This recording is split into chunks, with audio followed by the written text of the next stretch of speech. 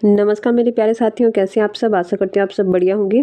तो आज की क्लास में हम हिंदी का एक टॉपिक है आपके पास, लोकोक्ति, इसको कवर करेंगे। 19 तारीख को आपका कनिक साई का एग्जाम है और इसके बाद जो आपकी आगामी परीक्षाएं हैं दोस्तों, फॉरेस्ट गार्ड की हो या फिर पुलिस कांस्टेबल की हो या फिर आपकी प्रवक्ता की हो, वहाँ पर भी हिंदी में जो है आपसे लोकोक्ति पूछी जा रही है। और अभी आपने देखा जो 12 तारीख को आपका एक्सआई का एग्जाम हुआ था, उसमें भी लोकोक्तियों से जो है दोस्तों काफ़ी क्वेश्चन बने थे। यानी कि लोकोक्ति और मुहावरों को मिलाकर जो है दोस्तों 8 से 9 क्वेश्चन आपको जो है एसआई के पेपर में देखने को मिले हैं। तो उसी दृष्टि से हम जो है दोस्तों 19 तारीख से पहले पहले अपने इस लोकोक्ति वाले पार्ट को भी कंप्लीट कर देंगे, ताकि अगर यहाँ से क्वेश्चन बने दोस्तों तो वो आप सॉल्व कर पाएँ। ठीक है, चलिए तो सबसे पहले देखेंगे दोस्तों लोकोक्ति होती क्या है। तो लोकोक्ति, जिसे हम बोलचाल की भाषा में कहावत कहते हैं, है ना। लोकोक्ति कहावत का ही पर्यायवाची है। ठीक है, हिंदी साहित्य कोश में लोकोक्ति के स्वरूप को स्पष्ट करने के लिए जो है दोस्तों एक उक्ति मिलती है। कहा जाता है कि लोकोक्ति गागर में सागर भरने की प्रवृत्ति से काम करता है। जैसे कि आपने बिहारी का भी एक दोहा पढ़ा होगा दोस्तों, सतसैया के दोहरे ज्यो नावक के तीर, देखन में छोटे लागे घाव करे गंभीर। यानी कि कहने में तो छोटे होते हैं दोस्तों, लेकिन उसमें जो है काफ़ी बड़े भाव आपको देखने को मिलते हैं। तो यही है दोस्तों लोकोक्ति। ठीक है, बात करें दोस्तों लोकोक्ति शब्द की, तो जो लोकोक्ति शब्द है ये संस्कृत भाषा का शब्द है। ठीक है, आपसे एग्जाम में सीधा सीधा क्वेश्चन बनेगा कि लोकोक्ति किस भाषा का शब्द है, तो आपको याद रखना है संस्कृत भाषा का शब्द है। ठीक है, ठीक है, इसी के साथ हिंदी साहित्य कोश के एक सहयोगी लेखक हैं सत्येंद्र। ठीक है, इन्होंने जो है दोस्तों लोकोक्ति के 2 प्रकार बताए हैं। ठीक है, पहला इन्होंने बताया है पहेली और दूसरा कहावत। तो ये 2 प्रकार बताए हैं लोकोक्ति के सत्येंद्र ने, जो कि हिंदी साहित्य कोश के एक सहयोगी लेखक है। चलिए इसी के साथ स्टार्ट करते हैं दोस्तों अपनी क्लास। प्रमुख लोकोक्तियाँ और उनके अर्थ। ठीक है, सबसे पहला जो हमारे पास लोकोक्ति है वो है अंधा क्या चाहे 2 आंखें। ठीक है, अब आप इसका भाव समझिए कि अंधा क्या चाहे 2 आंखें, यानी कि कोई आदमी है, वो किस चीज़ की चाह करेगा जो उसके पास नहीं है या फिर जिसकी उसको सबसे ज़्यादा आवश्यकता होती है। ठीक है, तो एक आदमी उसी चीज़ की चाह करेगा जिसकी उसको सबसे ज़्यादा आवश्यकता होती है। अब जैसे कोई भिखारी है तो उसके पास खाने के लिए कुछ नहीं है, तो उसकी जो सबसे बड़ी चाह होगी, उसे सिर्फ क्या चाहिए, खाना चाहिए। तो उसकी जो सबसे बड़ी चाह है वो क्या है, खाना है। तो यही है दोस्तों इसका अर्थ, अंधा क्या चाहे 2 आंखें, कि आदमी वही चाहता है जिसकी उसको सबसे अधिक आवश्यकता होती है। ठीक है, तो इसका अर्थ है दोस्तों आवश्यक वस्तु की चाह सबको होती है। ठीक है, चलिए अगला है अंधा पीसे कुत्ता खाए। ठीक है, तो मूर्खों की कमाई हुए धन पर मुफ्तखोरों द्वारा दुरुपयोग या नष्ट करना। अगर दोस्तों बोलचाल की भाषा में कहूँ तो एक की मजबूरी का फ़ायदा जो है दूसरा उठाता है। तो वही है दोस्तों अंधा पीसे और कुत्ता खाई। चलिए नेक्स्ट है अंधे के आगे रोवे अपना दीदा खोवे। ठीक है, मूर्ख को उपदेश देना या फिर समझाना व्यर्थ है। यानी कि आप कह सकते हैं भैंस के आगे बीन बजाना। तो यही है दोस्तों अंधे के आगे रोवे और अपना जो है दीदा खोवे। नेक्स्ट है अंधे के हाथ बटे लगना। ठीक है, इसका अर्थ है दोस्तों संयोग से अयोग्य या फिर अनाड़ी को सफलता मिलना, यानी कि कह सकते हैं बिना मेहनत के अच्छी वस्तु हाथ लग जाना। तो ये दोस्तों अंधे के हाथ बटेर लगना। अगला है अंधे में काना राजा, मूर्खों के बीच अल्पज्ञ का सम्मान। ठीक है, आई होप ये आपको याद हो गए होंगे। पहला है अंधा क्या चाहे 2 आंखें, अनावश्यक वस्तु की चाह सबको होती है। नेक्स्ट है अंधा पीसे कुत्ता खाए, यानी कि मूर्खों की कमाए हुए धन पर मुफ्तखोरों द्वारा दुरुपयोग या फिर उसको नष्ट करना। नेक्स्ट है अंधे के आगे रोवे अपना दीदा खोवे, मूर्ख को उपदेश देना। और अंधे के हाथ बटेर, यानी कि संयोग से अयोग्य या फिर अनाड़ी को सफलता मिलना। ठीक है, और इसी के साथ अंधों में काना राजा, तो मूर्खों के बीच अल्पज्ञ का सम्मान। चलिए आगे देखते हैं दोस्तों। अंधेर नगरी चौपट राजा, टका शेर भाजी टका शेर खाजा। तो ठीक, इसका अर्थ है जहाँ मुखिया मूर्ख हो वहाँ अन्याय होता है। ठीक है, चलिए अकेला चना भाड़ नहीं फोड़ सकता। तो अकेला व्यक्ति कोई बड़ा काम नहीं कर सकता। ठीक है, अजगर करे न चाकरी, पंछी करे न काम। ठीक है, दास मलुका कह गए सबके दादा राम। तो ये जो है मलुकदास का एक दोहा भी है दोस्तों। तो इसका अर्थ है दोस्तों कि ईश्वर सबकी आवश्यकताएं पूरी करता है। ठीक है, मलुकदास के अगर इस दोहे पे जाएं दोस्तों, तो इस दोहे का अर्थ है कि अजगर करे ना चाकरी, यानी कि जो अजगर होता है वो कभी किसी की नौकरी नहीं करता। पंछी करे ना काम, और जो पंछी है वो काम नहीं करता, फिर भी उन्हें जो है सब कुछ मिल जाता है। ठीक है, चलिए अगला है अपना सीखा खोटा तो परखने वाले का क्या दोष। यानी कि अगर अपनी ही चीज़ खराब हो तो दूसरों को दोष देना उचित नहीं है। ठीक है, कहने का मतलब है यदि दोष हमारी वस्तु में होता है तो परखने वाले को दोष नहीं देना चाहिए। ठीक है, चलिए अगला है। ठीक है। इसी के साथ अगला है दोस्तों अक्ल बड़ी या भैंस, यानी कि शारीरिक शक्ति का महत्व कम है और बुद्धि की अधिक। तो अक्ल बड़ी या भैंस, ठीक है। तो यही दोस्तों अक्ल बड़ी या फिर भैंस।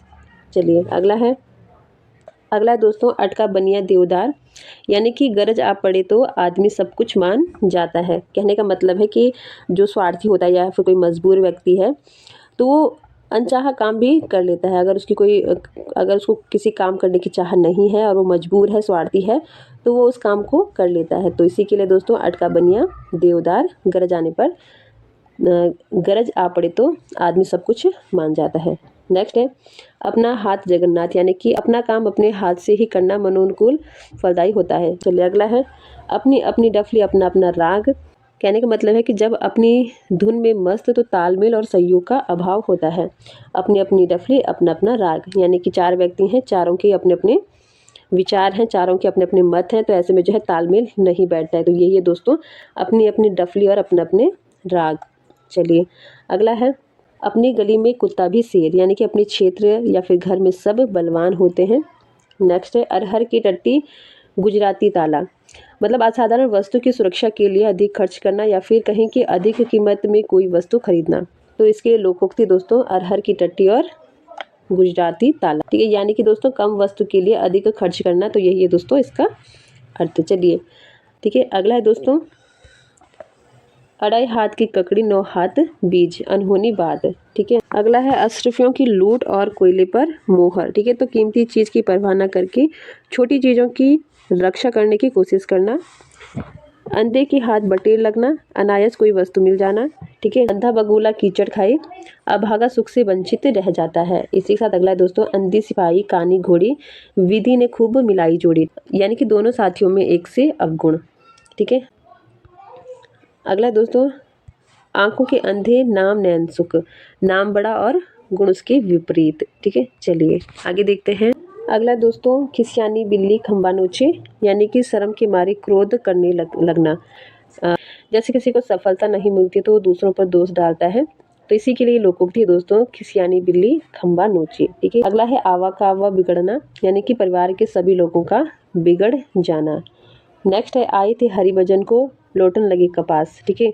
यानी कि जो बड़ा और अच्छा काम करना था उसको छोड़कर किसी दूसरे महत्वहीन काम में लग जाना। तो उसके लिए दोस्तों आए थे हरिभजन को और लौटन लगे कपास। अगला दोस्तों आधा तीतर आधा बटेर, यानी कि बेमेल चीज़ों का मिश्रण, जिसे हम बेतुका मेल भी कहते हैं।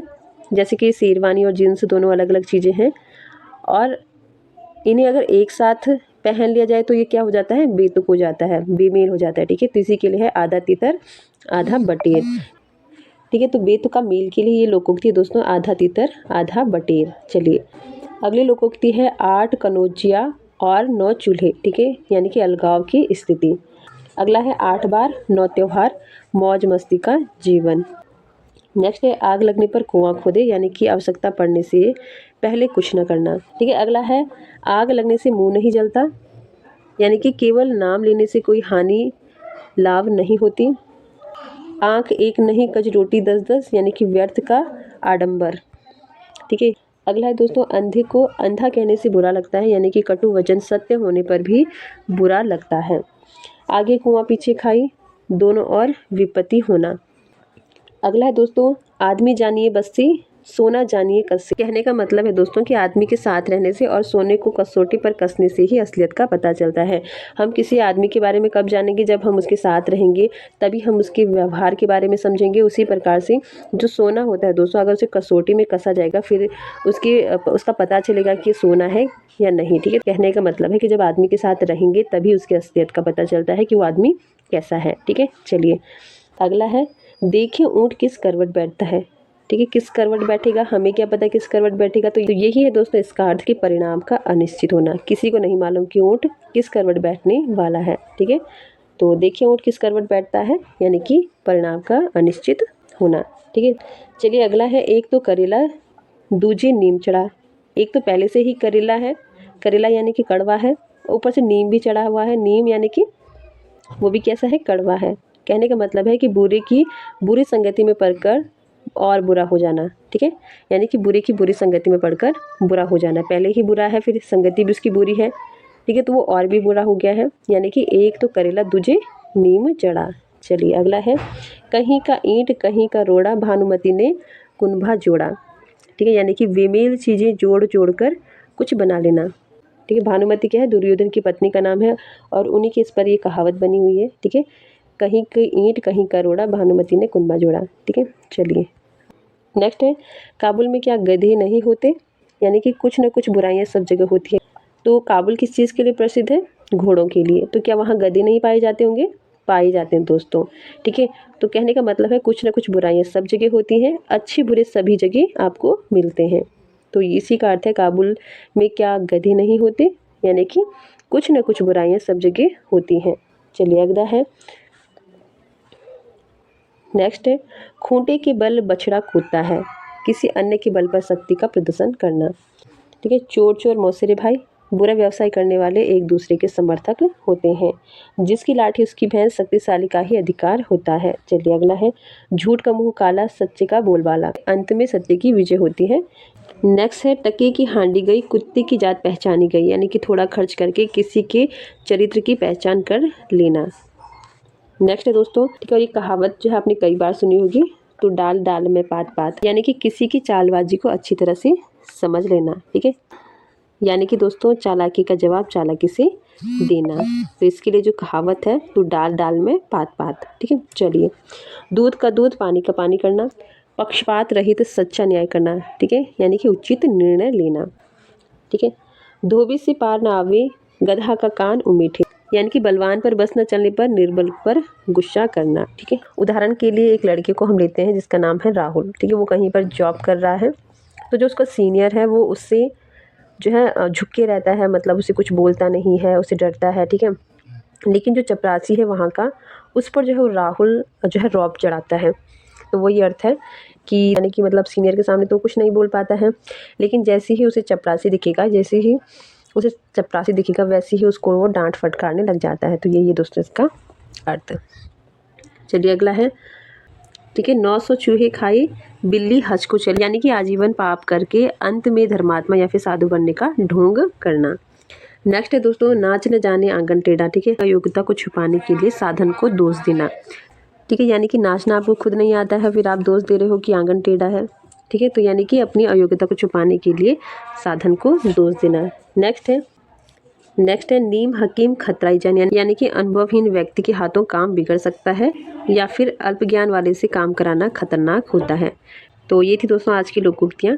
आई होप आपको क्लास अच्छी लगी हो। ठीक है, तो लोकोक्तियों से संबंधित दूसरी क्लास भी आपको देखने को मिलेगी, यानी कि 2 क्लासों में हम इनको कवर करेंगे। ठीक है, और अगर आपको क्लास अच्छी लगी तो लाइक शेयर कर दें, चैनल पर नहीं तो चैनल को सब्सक्राइब कर दें। मिलते हैं दोस्तों नेक्स्ट क्लास में, आज के लिए इतना ही, धन्यवाद।